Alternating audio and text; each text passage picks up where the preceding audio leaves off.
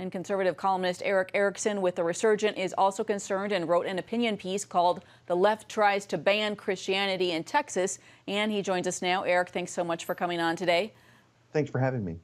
So Republicans outnumber both Democrats in both Texas chambers. But if these bills passed, how might they play out for people of faith? Well, in particular, they want to exempt initially nonprofit Christian organizations and go after for-profit Christian businesses. That is, small family associations, small businesses that identify as Christian, essentially the butchers, the bakers, the photographers, the florists, requiring them to serve gay marriages, to honor transition ceremonies for the transgendered community, and even some private schools that operate on a for-profit basis in Texas would be affected by this and be required to change. Additionally, any Christian businessman who is a contractor with the state of Texas would be required to have and affirm transgender policies and support and pay for the surgeries on their insurance plans of any transgendered person, whether the owner of the business wants to or not. Do you see these bills going anywhere, given that, Republicans are in control in both chambers? No, I really don't in Texas. But the issue is that if they're so bold in Texas, there are a lot of states that are 50-50 or leaning left.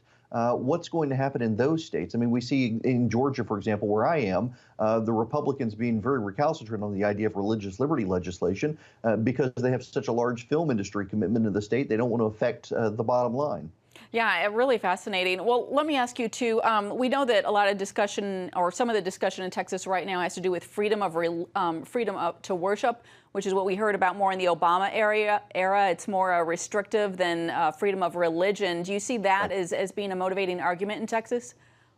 Yes. In fact, we're hearing this more and more from Democrats. The First Amendment of the Constitution says that we have free exercise of religion. The Obama administration actually was struck down 9-0 by the Supreme Court, even by Obama-era appointees, when they tried to argue that it was just a freedom of worship. Well, the Democrats are resurfacing this argument, even though it was rejected by Elena Kagan and Sonia Sotomayor and Ruth Bader Ginsburg on the Supreme Court.